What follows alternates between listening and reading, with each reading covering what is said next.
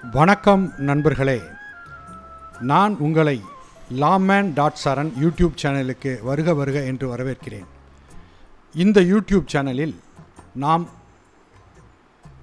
இ-கோர்ட் filing எப்படி செய்வது மற்றும் அதற்கு ஆன முன்னெடுப்புகளை தயாரிப்புகளை எப்படி செய்வது, ப்ரிப்பரேஷன்ஸ் எப்படி செய்வது என்ற விஷயங்களை பற்றி தான் பார்க்க போகிறோம்.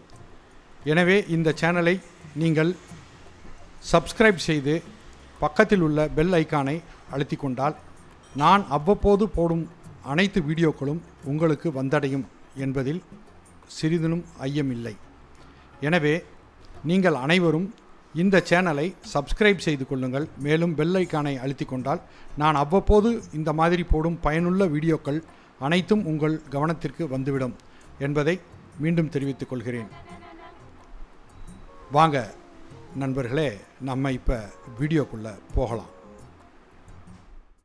வணக்கம் நண்பர்களே, நம்ம இப்போ என்ன பார்க்க போகிறோம் அப்படின்னு கேட்டிங்கன்னா, அதாவது ஒரு ப்ளீடிங்ஸ் முடித்த உடனே டாக்கெட் அடிக்கணும். டாக்கெட் அடிக்கிறதுக்கு வந்து நம்ம என்ன பண்ணணும்னா, ஒரு புது பேஜை கிரியேட் பண்ணி அதுக்கப்புறம் நம்ம அதில் காலம் பிரித்து அடிக்கணும். அதுக்கு முன்னாடி நம்ம பேஜுக்கு நம்பர் போடணும். சரி சார், பேஜுக்கு நம்பர் போட்டால் டாக்கெட் பேஜுமே நம்பர் விழுகுதே சார் அப்படின்னு நிறைய பேர் கேட்டிருந்தீங்க. அதுக்கான பதிலை இன்னைக்கு நான் உங்களுக்கு சொல்கிறேன். இப்போ முதல்ல இந்த மாதிரி ஒரு 2 பேஜ் 2 பேஜ் இருக்கு. இந்த பேஜ் இதுக்கு அடுத்து நம்ம டாக்கெட் எப்படி போடுறதுன்றதை பார்க்குறோம். அதுக்கு முன்னாடி இதில் எப்படி நம்ம நம்பரிங் பண்ணுறது, ஆட்டோமேட்டிக் நம்பரிங் எப்படி பண்ணுறது அப்படின்னு பார்க்குறோமா. அதுக்கு இந்த இன்சர்ட் இந்த டேப்புக்குள்ளே போகணும். இன்சர்ட் டேப்புக்குள்ளே போய் பேஜ் நம்பர், அதாவது ஹெட்டர் அண்ட் ஃபுட்டர் இந்த வருதுங்களா, இதில் பேஜ் நம்பர்னு இருக்கும். இந்த பேஜ் நம்பர் போட்டு டாப் ஆஃப் பேஜ் போட்டு சென்டர் ஆஃப் த பேஜ் இப்படி கிளிக் பண்ணீங்கன்னா இந்த பார்த்தீங்களா பேஜ் நம்பர் 1, 2 வந்துருச்சு. இப்போ நம்ம இங்கே மேக்சிமம் பார்த்தீங்கன்னா நம்ம கோர்ட்டினுடைய இது அடிச்சிருப்போம். அதாவது மாண்புமை சார்பு நீதிமன்றம், இல்லைன்னா மாண்புமை உரிமையல் மாவட்ட நீதிமன்றம், உத்தமவாலயம் அப்படி ஏதாவது அடிச்சிருப்போம். அதனால இந்த 1ஆம் நம்பர் இங்க வேண்டாம் அப்படிங்கிறதுக்கு இந்த இடத்துல பாத்தீங்கன்னா டிஃபரண்ட் ஃபர்ஸ்ட் பேஜ் அப்படின்னு ஒரு ஆப்ஷன் இருக்கும். அதை கிளிக் பண்ணிட்டீங்கன்னா இப்ப போய் பாருங்க, அந்த முதல் பேஜ்ல மட்டும் நம்பர் இருக்காது. சரிங்களா?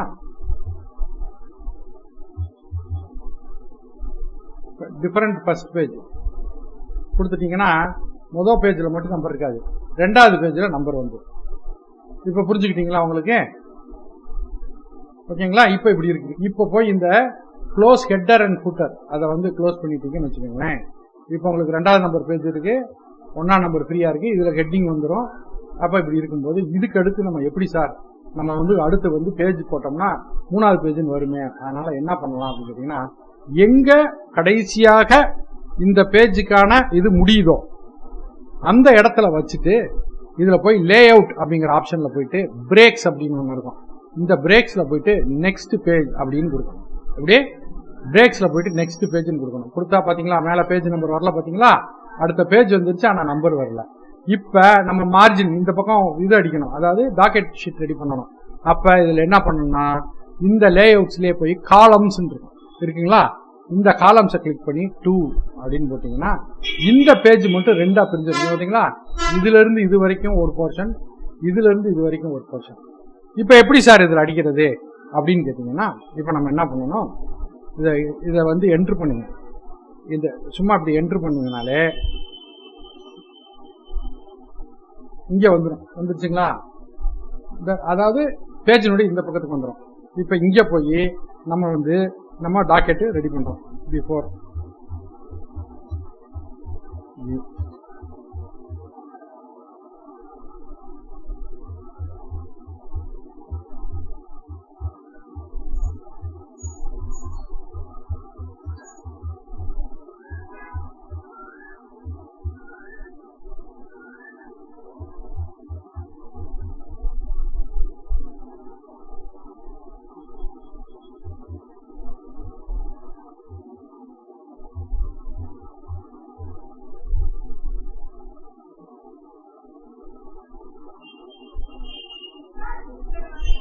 இதை 1 வச்சுக்கோங்க, ரிமூவ் ஸ்பேஸ் போட்டுக்கோங்க, கண்ட்ரோல் இ. சென்டருக்கு போகணும்னா என்ன சொல்லி கொடுத்தேன், கண்ட்ரோல் இ சென்டருக்கு வச்சுங்களா.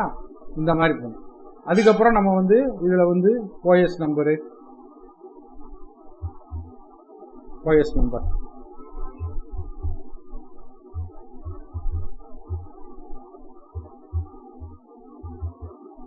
What 2024 இது என்ன பிளைன்டா?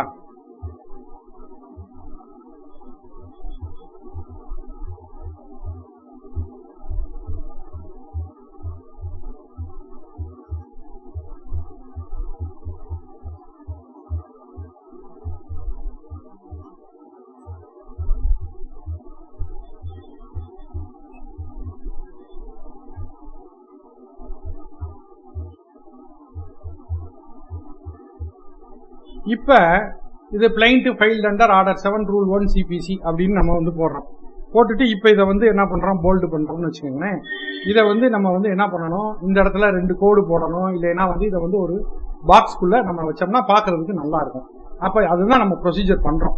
அப்ப நம்ம என்ன பண்றோம்னு கேட்டீங்கன்னா, இப்ப இதை செலக்ட் பண்ணி போல்டு பண்ண கண்ட்ரோல் பி, இதை செலக்ட் பண்ணி போல்டு பண்றதுனாலும் கண்ட்ரோல் பி. புரிஞ்சுக்கிட்டீங்களா? இந்த மாதிரி நம்ம வந்து பண்றோம். இப்ப பண்ணிட்டு இதை வந்து பண்ணணும். இதுக்கு என்ன பண்ணணும்னு கேட்டீங்கன்னா, இதுக்கு முன்னாடி இந்த இடத்துல கர்சரை வச்சுட்டு, கர்சர் பிளிங்கா இது தெரியுதுங்களா, இதை வச்சுட்டு இதுல போயிட்டு இந்த இன்சர்ட் அப்படிங்கிற ஆப்ஷனுக்குள்ள போறீங்க. நம்ம ஏற்கனவே இந்த இன்சர்ட் ஆப்ஷன் போனதுல பார்த்தோம். பிக்சர்ஸ் இன்சர்ட் பண்ணோம், அதாவது வந்து சிக்னேச்சர்ஸ் மட்டும் வந்து இதை வந்து இன்சர்ட் பண்ணோம் இல்லைங்களா. அதாவது வந்து நம்ம கையெழுத்து இன்சர்ட் பண்ணோம், அப்புறம் போட்டோஸ் எப்படி இன்சர்ட் பண்ண பார்த்தோம். இப்ப இதுல போயிட்டு இந்த ஷேப்ஸ்னு ஒரு இருக்கும், இதுல போய் டெக்ஸ்ட் பாக்ஸ் அப்படிங்கிறது மேல இருக்கும். இந்த பாத்தீங்கன்னா இந்த இடத்துல இருக்கும். இதை கிளிக் பண்ணீங்கன்னா இப்படி ஒரு பிளஸ் மாதிரி ஒரு அம்புக்குறி வரும். இப்ப இதை சுத்தி நம்ம வந்து ஒரு கட்டம் போட போறோம். சார் என்ன சார் எழுத்த காணோம் அப்படின்னீங்கன்னா, ரைட் சொல்லித்தரேன், ஏற்கனவே சொல்லி கொடுத்தேன் பாத்தீங்களா. அந்த இதுல பிஹைண்ட் த டெக்ஸ்ட் அனுப்பணும் அப்படின்னு, அது மாதிரி இந்த பாக்ஸை நம்ம பிஹைண்ட் த டெக்ஸ்ட் அனுப்புறோம். எப்படி பிஹைண்ட் த டெக்ஸ்ட் அனுப்புறோம். இப்ப வந்துருச்சுங்களா. இப்ப டெக்ஸ்டுக்கு முன்னாடி இருந்தது பாக்ஸ் வந்து பின்னாடி போயிடுச்சு. அப்ப பாக்ஸ் மட்டும் வெளியில தெரியுது, அந்த இது மட்டும் வெளியில தெரியுது, இது வந்து பின்னாடி போயிடுச்சு. சோ பிஹைண்ட் த டெக்ஸ்ட் போட்டுட்டோம். இப்போ இது வந்து சின்னதா இருக்கு, இதை கொஞ்சம் நம்ம பெருசா பண்ணணுமே சார் அப்படின்னீங்கன்னா, இந்த ஷேப் அவுட்லைன் ஒண்ணு வரும். அதுல போயிட்டு வெயிட் அப்படின்னு இருக்கும். இதுல போய் பாத்தீங்கன்னா இந்த மாதிரி கொடுக்கலாம், இல்ல இந்த மாதிரி பெருசா கொடுக்கலாம், நம்ம எப்படி வேணுமோ கொடுத்துக்கணும். சரிங்களா? இப்ப இந்த மாதிரி கொடுத்துக்கணும், இந்த மாதிரி கொடுத்துக்கணும். புரிஞ்சுங்களா சார்? என்ன சார் ரொம்ப கொஞ்சம் தள்ளி இருக்கிற மாதிரி இருக்கு அப்படின்னு நினைச்சீங்கன்னா, இந்த மேல இருக்கிறத கொஞ்சம் அப்படி நகர்த்திங்கன்னா இன்னும் கொஞ்சம் உங்களுக்கு கார்னருக்கு வந்துடும். புரியுதுங்களா? இதுதான் வந்து நம்ம இதை அப்படியே வந்து நம்ம வந்து பிடிஎஃப் கன்வெர்ட் பண்றதுக்கு ஒண்ணும் கிடையாது. இதான் மேட்ரு. இப்ப இது இப்படி இருக்குங்களா. இப்ப வந்து இதை வந்து நம்ம வந்து பிடிஎஃப் கன்வெர்ட் பண்ணலாம். எப்படி நான் சொல்லி கொடுத்த ஒன்னு சேவஸ்ல போய் கன்வெர்ட் பண்றோம், இல்லைன்னா எக்ஸ்போர்ட்ல போய் கன்வெர்ட் பண்றோம். இப்ப நம்ம சேவஸ் ஃபார்மேட்டே பார்ப்போம். திஸ் பிசி டெஸ்க்டாப் டெமோ, இந்த இடத்துல நம்ம என்ன பண்றோம், டாக்கெட் டெஸ்ட் டாக்கெட் அப்படி போடுவோம்.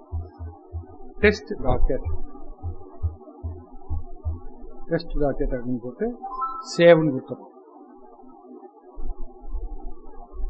சேவ் பண்ணிட்டு அதுக்கடுத்து என்ன பண்றோம், இதை வந்து வேர்ட் ஃபைல்ல சேவ் பண்ணோம்.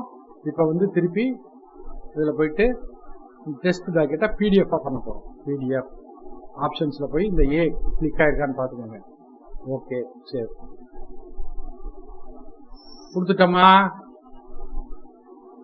இப்ப நமக்கு கொடுத்த உடனே இந்த மாதிரி வந்துருச்சு பாத்தீங்களா. மேல ஃபர்ஸ்ட் பேஜ்ல பேஜ் நம்பர் இல்ல, செகண்ட் பேஜ் நம்பர் 2 வந்துருச்சு, தேர்ட் பேஜ்ல டாக்கெட் வந்துருச்சுங்களா. இப்போ இதுதான் வந்து இன்னைக்கு நம்ம பார்க்க போறோம். டாக்கெட் போடுறதுக்கு எப்படி காலம் பிரிக்கிறது, எப்படி பண்றது, இது பண்றது அப்படின்னு நம்ம பார்க்க போறோம். இதுதான் நம்ம வந்து இன்னைக்கு வீடியோ இதோட முடியுது. நாளைக்கு மீண்டும் வேற ஒரு விஷயமான வீடியோ நான் வந்து கண்டிப்பா வந்து போடுறேன். ஒரு 2-3 நாள் நான் வந்து வீடியோ போட முடியாது சில வேலைகள் இருக்கு. அதனால நாளைக்கு ஒரு வீடியோ முடிஞ்சா போறேன். அப்படி இல்லைன்னா ஞாயிற்றுக்கிழமை திங்கக்கிழமை கண்டிப்பா ஒரு வீடியோ போடுறேன். நன்றி, வணக்கம். மீண்டும் சந்திப்போம் நண்பர்களே. வணக்கம்.